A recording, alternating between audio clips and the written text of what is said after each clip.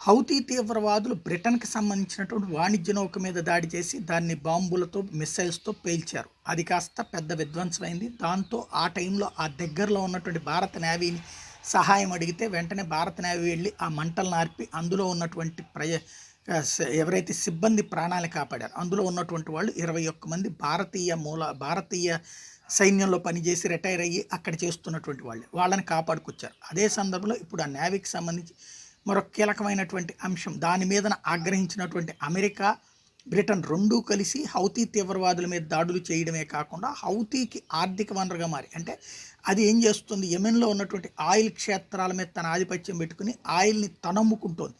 తద్వారా డబ్బులు వస్తున్నాయి. ఆ డబ్బులే ఈ ఆయుధాలు కొనడానికి ఉపయోగపడుతుంది. ఒక దేశాన్ని తీసుకెళ్ళి ఆయిల్ అమ్మి వాళ్ళ దగ్గర నుంచి ఆయుధాలు కొనుక్కొచ్చుకుంటుంది. లేకపోతే దారిలో ఏ ఆఫ్ఘనిస్తాన్ వాడి దగ్గరనో లేకపోతే ఏ ఉక్రెయిన్ వాడి దగ్గర ఆయుధాలు కొనుక్కొచ్చుకుంటుంది, మిస్సైల్స్ కొనుక్కొచ్చుకుంటుంది. అట్లాంటి మిస్సైల్స్తో ఈ దాడులకు పాల్పడుతుంది. దాని ఆర్థిక మూలాలు దెబ్బతీసేందుకు ఇప్పటికే దానికి సంబంధించి ఆంక్షలు పెట్టినటువంటి అమెరికా, రష్యా ఇప్పుడు వాళ్ళ ఆయిల్ క్షేత్రం మీద యెమెన్లో ఉన్నటువంటి హౌతీలకు సంబంధించిన ఆయిల్ క్షేత్రాల మీద దాడి చేసింది. పెను విధ్వంసం సృష్టించింది.